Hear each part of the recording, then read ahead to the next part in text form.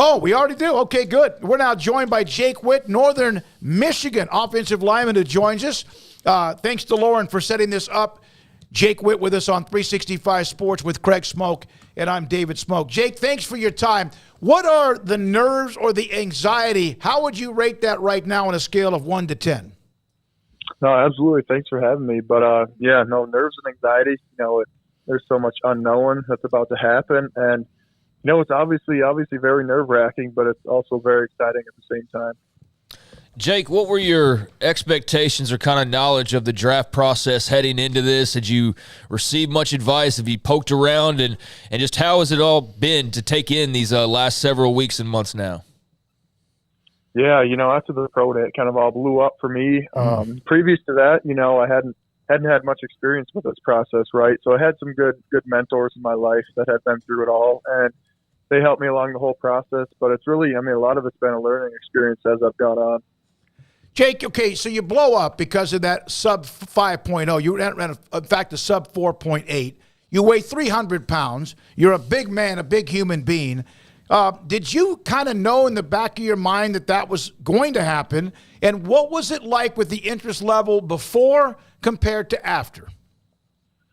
Yeah. So we went into the pro day. We knew I could hit those numbers, but we just needed to get to that pro day and, show that we could. So, beforehand, I was probably in contact with 8 to 9 teams, and, now where I've talked to 31 out of the 32. So it certainly blew up. It exploded my exposure to these teams, and, it's been fun ever since. Take us through your, transformation into an offensive lineman, your transformation into being a prospect at that position, given your backstory for the folks at home that don't know much about your journey. Kind of how did all this come together to where you're now, being looked at this way at this position? Yeah. So, right out of high school, I started my college journey, played a year of college basketball at Michigan Tech. After that year, transferred to Northern. I was a student for 1 semester, and then I walked onto the football team as a tight end. That's right when COVID hit, so we had a full year and a half of training, no competition, anything like that. I was a tight end for the 2021 season. I was our starting tight end until I had to switch mid-game against Ferris State to play right tackle due to some injuries we had. So I played the final 3 games of 2021 at right tackle. Then I made the full transformation here this past offseason to play this 22 season at left tackle.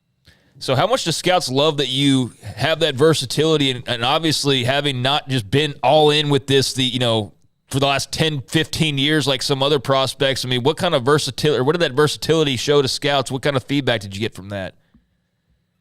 Yeah, it's certainly a positive thing. There's some negatives that come with it, obviously lack of experience, but the positives, my ability to, grasp onto a position or a sport and make that change and be successful at it. That's what scouts love about it.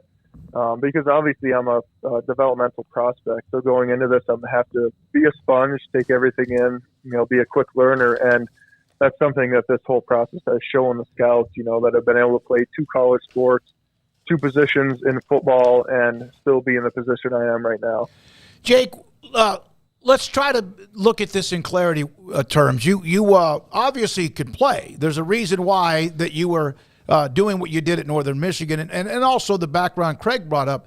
But what do you think the 40 or the combine time or the pro day times and measurements did from, would you have been drafted at some point or an undrafted free agent, and this launches you into no question you're probably going to get your number called? Yeah, like you said, that kind of blew it up for me. So I would say before my numbers were out there, it was probably, an 80% chance, 90% chance that I was going to be an undrafted free agent. Like you said, it kind of blew it up to now where the teams see I'm, over 300 pounds. I'm still moving very, very well. I'm healthy, and that's kind of an exciting thing for teams to where I'm now projected to, like you said, the 6th or 7th round pick. Whereas, like I said before, I was projected to be mostly an undrafted free agent. Mm-hmm. Are you played 8-man football in high school? I did. I was a wide receiver. Yep. Well, okay. What was that like? And there are stories of those who played even in the state of Texas or like Nebraska and other states that have 6 or 8 man football. How much of a transition was it from that to what you did when you went to Michigan Tech early on in your career? Yeah. So, I mean, on a game of 8-man football, you draft two linemen and a skill position player. So, I was playing wide receiver. I went out. I only played 2 years of high school football at the 8-man level. Went out, played basketball for a year, and then luckily, like you said, there's going to be a huge learning curve going from that 8-man high school level to the 11-man college level. So, good thing about the whole COVID pandemic for me was that it allowed a full year of just practice, just learning the game, getting used to the physicality and the blocking schemes. So I was truly, kind of blessed. That was a nice thing about that whole COVID year. Obviously, there are a bunch of many negative things about it, but that learning curve was pretty big. But we got over that hump in that practice year, and it allowed me to be successful at that position the following season. What kind of spurred you into the whole let's go play football, given, starting off your college career playing basketball? Because now, look at where you are and what could be on the horizon. It's just a very interesting choice that if you don't make it, then, who knows where you are. But what kind of spurred that on? Yeah, so, actually coming out of high school, 2 of my 3 final options were football. So I narrowed it down. I was going to play football at 2 universities or going to Michigan Tech to play basketball. Northern happened to be one of those 2 schools I was going to come play football at. So when I got on Northern's campus, I reconnected with the coaches. I started training at the sports performance gym here in town. And at the time, he was the strength coach, for Northern Michigan's football program. So he talked me, into it. And, I just had that itch to play, so I got back to training, got in good shape for football, and, we reconnected with the coaches, and I walked onto the team. That's a great story. Do you get offended if someone was to call you a project or raw? No, absolutely not. I think that's 100% correct. There's no hiding from that. If you look at how it is, it's just, I played 1 year at the position, Division II level player. So there's going to be a learning curve with that.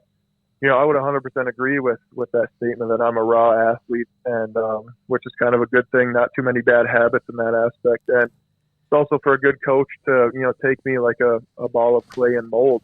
So it's a good thing with also some negatives with it. So you have a degree in exercise science. Obviously, you're in great shape. You have taken care of your body. How much of that education and your degree has helped you train for now or even throughout your college career? It's helped a ton. I think the thing with it that has really benefited me throughout this whole process has been the nutrition aspect about it. So, I graduated. I got my personal training certification back in 2021.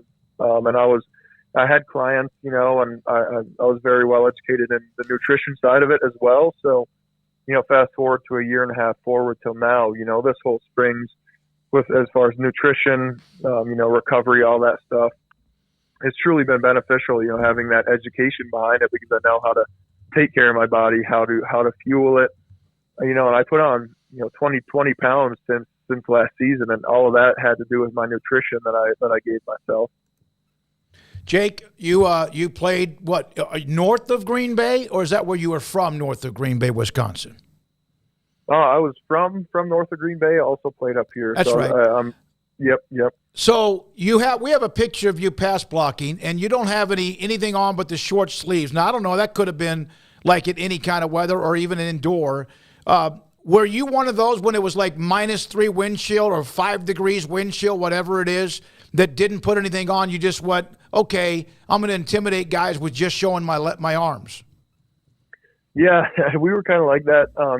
Especially growing up in the Upper Peninsula of Michigan here, we played in high school. We had playoff games where, it'd be snowing pretty darn hard, and it was, 20 degrees with a nice wind coming across. So we only played one super cold game this year, and that was kind of how it was. That team was conditioned to it because that was their home field, right? So we were the kind of guys that are like, we're not going to put sleeves on, So yeah, we were going sleeveless out there in the cold. How many NFL franchises have you had a visit with? I've gone on 6 visits and then 2 private workouts as well. So what are the visits like? Your agent obviously is involved as well, but how kind of take us, for those that don't know, what is the process? Someone contacts your agent or you, and what happens from that point until you're done with the visit? Yeah, so my first visit that I'd gone on, I was sitting at Culver's at 7 p.m. with my family the night before. They were in town visiting. And then I got a call from my agent, and he says, hey, this team wants to fly you out tomorrow. So, it's as quick as that. A team finds an opening in their schedule. They want to fly you out as soon as they can. So I hopped on the plane the next day, got down there in my hotel. And then the following day, which was the visit day, they did all their medical stuff, which is probably the most important thing for a non-combine player like myself. Just getting cleared medically, and then meeting with the general manager, the head coach, the position coaches, so offensive line coaches for me. And, just sitting down, kind of getting a vibe, with all those guys. And then maybe talking a little football, maybe just talking about my life in the past, or maybe talking a little bit of their scheme to see how I learn. Every visit's a little bit different, but they're all similar. It's medical, and then you meet with the general manager and the coaches, and then head back to your hotel, fly out the next day back home. So. And do you have any more, or is there a timeline, and then eventually those get shut down between now and next Thursday when the draft begins? Yeah, so the 19th, I have one more planned, flying out tomorrow, and then the visit's on the 19th or the 18th. But the last day they can do them is the 19th. So, yeah, right after that, there will be no more. And can you tell us where you're going? What was that? Sorry. Can you tell us who you're visiting? We're going to keep that just confidential for now. But I had to ask.